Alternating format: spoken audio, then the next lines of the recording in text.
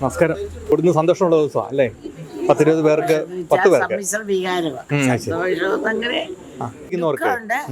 പക്ഷെ ഓടെ വീണ്ടും മനസ്സ് പറയും ദുഃഖിച്ചിരിക്കാതെ നന്മ ചെയ്യുക. അപ്പോൾ ഒരു ഊർജം വരും. അതാണ് ഉമ്മൻചാണ്ടി ചെയ്തിരുന്നത്. നിനക്ക് ഊർജം കിട്ടുക. ദുഃഖം ആദ്യം വരും. ഒരു വാക്യമുണ്ട്, അത് പറഞ്ഞതുപോലെ മരണം വരെ ഉമ്മൻചാണ്ടി മക്കൾക്ക് എന്തുവേണ്ടി വന്നു സ്വത്ത് മക്കൾക്ക് കൊടുത്തേച്ച് വരാം. ഒരു വ്യത്യസ്തമായ തലത്തിൽ നന്മ എത്ര കോടി കിട്ടിയാലും കിട്ടും. ഈ ജനങ്ങളുടെ സ്നേഹം കിട്ടത്തില്ലല്ലോ.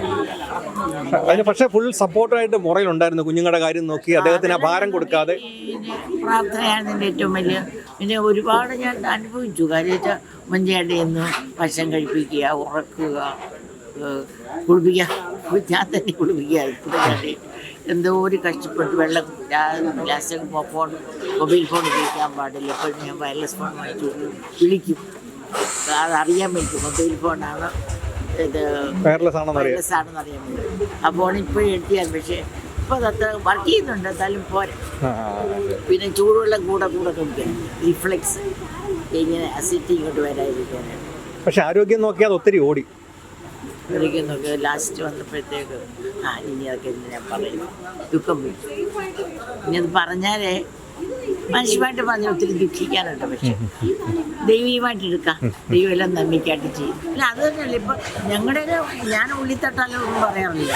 ഞങ്ങളുടെ എല്ലാം ഒരേ ഒരാഗ്രഹം നന്മ ചെയ്യുക.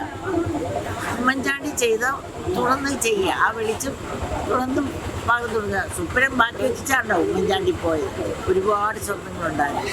കേരളത്തിൽ ഒരു സിംഗപ്പൂറോ ന്യൂയോർക്കോ ജപ്പാനോ അതൊക്കെ പോലെ ആക്കണമെന്നുണ്ടായിരുന്നു. വലിയ സിംഗപ്പൂറോ അങ്ങനെ എപ്പോഴും ആഗ്രഹം ഉണ്ടായിരുന്നു. ഞാനൊരിക്കലും രാഷ്ട്രീയം പറഞ്ഞിട്ടില്ലല്ലോ.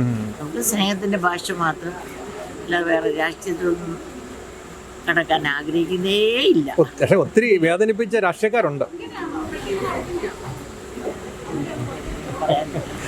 ഇപ്പോൾ ഇന്ന് 10 മിഷനാണ് കൊടുത്തത്. ഇപ്പം 40ാമത്തെ മിഷനാണെന്ന് തോന്നുന്നു. 40 മിഷൻ മൊത്തം അത് മറികൂട്ടി 10 15 മിഷൻ കൊടുത്തിട്ടുണ്ട്.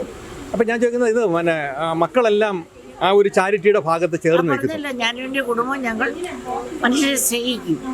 സ്നേഹം എന്ന് പറയുമ്പോൾ പങ്കുവെക്കലും ത്യാഗം. അത് ഞാൻ പറഞ്ഞ ഹൃദയത്തിൽ തട്ടിയേ പറഞ്ഞു.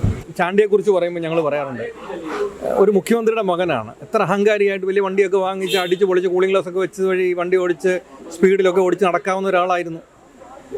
പക്ഷെ ഉമ്മൻചാണ്ടി ചാണ്ടിമോൻ അവിടെ ഡൽഹി പഠിക്കുമ്പോൾ പലർക്ക് വിശ്വസിക്കാൻ പറ്റില്ല. ഈ ചാണ്ടിമോൻ ചെന്നിട്ട് പരിപ്പോടെ ചായക്ക് ചെറിയ ചായക്ക് കഴിക്കുമ്പോൾ ഉമ്മൻചാണ്ടി സീപ്പിൻ്റെ മോന് പിന്നെ ഓട്ടോറിക്ഷയിലും കയറി പള്ളിമേടയിലും കടന്ന് പഠിപ്പിക്കാനൊക്കെ ഒത്തിരി ഞാൻ പാടുപെട്ടു. ഉമ്മൻചാണ്ടിയൊന്നും അറിഞ്ഞിട്ടില്ല. പക്ഷെ എല്ലാം വളർത്തിയതിൻ്റെ ഗുണമാണ്. വളർത്തിയതും അതിന് ആ കാര്യത്തിൽ ഞാൻ വാല്യൂസ് നിർബന്ധമായിരുന്നു, പ്രാർത്ഥന നിർബന്ധമായിരുന്നു. ചാണ്ടിമോനെ പിള്ളേരോടൊക്കെ ഞാൻ സ്ട്രോങ് ആയിട്ട് യേസും നോയും പറയും. ഇത് പാടില്ല, അനുസരിക്കും. കാര്യം എന്നെ പേടിയായിരുന്നു പിള്ളേർക്ക്. എന്നെ ഉമ്മൻചാണ്ടി അവർക്ക് ഇഷ്ടം. എന്നെ കാട്ടി പേടി കാണും.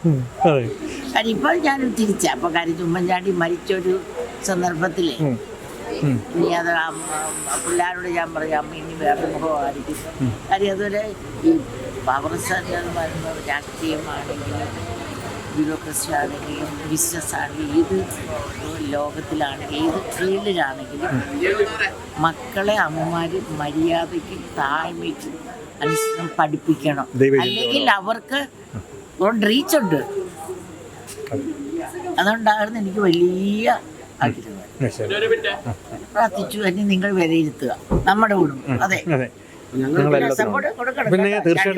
കാര്യം എന്ന് പറയുമ്പോഴേ ഞങ്ങളെ പിന്നെ നമസ്കാരക്രമങ്ങളൊക്കെ അന്ന് ഞങ്ങളൊക്കെ നിന്നുകൊണ്ടാണ് പ്രാർത്ഥിച്ചിട്ടുള്ളത്. നിന്നുകൊണ്ടേ പ്രാർത്ഥിക്കാൻ സംഭവിച്ചു. ചാണ്ടിമോൻ ഏറ്റവും ഭക്തനായ മോൻ കറങ്ങി തിരിഞ്ഞ് പ്രാർത്ഥിക്കാൻ വന്നിരിക്കും. ഏറ്റവും അധികം പ്രാർത്ഥിച്ചിട്ടുള്ള വ്യക്തി ചാണ്ടിമോനെ 3 മക്കൾ. നമ്മുടെ വീട്ടിലെന്ന് പറയുമ്പോഴത്തേക്ക് ഈ ഉമ്മൻചാണ്ടി ഭാര്യയും മക്കളും പല വീട്ടിലും നമുക്ക് സംതൃപ്തി ഒരുപാട് കാര്യങ്ങൾ ചെയ്തിട്ടുണ്ട്. പക്ഷെ ഒരു വീട്ടിലങ്ങനെ അയ്യോ നല്ലതായിട്ടങ്ങ് പറയുമോ ഒരു വലിയ ആഘോഷമോ.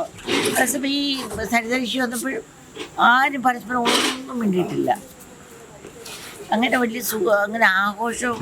അത് ഉമ്മൻചാണ്ടി സങ്കടപ്പെടുക, ഞാൻ ഒത്തിരി സങ്കടപ്പെട്ടിട്ടുണ്ട്. സന്തോഷം വന്നാലും ഇങ്ങനെ അയ്യോ അങ്ങനെ അന്ന് അയ്യോ എന്നിങ്ങനെ പറഞ്ഞ് നടക്കാറില്ല. ഇത് പിള്ളേരും നടക്കത്തില്ല, അത് ഇപ്പോഴും നടക്കുന്നില്ല. അപ്പോൾ ശരി, എന്നാൽ വളരെ സന്തോഷം. കൂടുതൽ വാർത്തകളും വിശേഷങ്ങളും നിങ്ങൾക്ക് ലഭിക്കാൻ കേരളീയം ന്യൂസ് സബ്സ്ക്രൈബ് ചെയ്യുക. കൂടെ ബെൽ ബട്ടണും അമർത്തുക.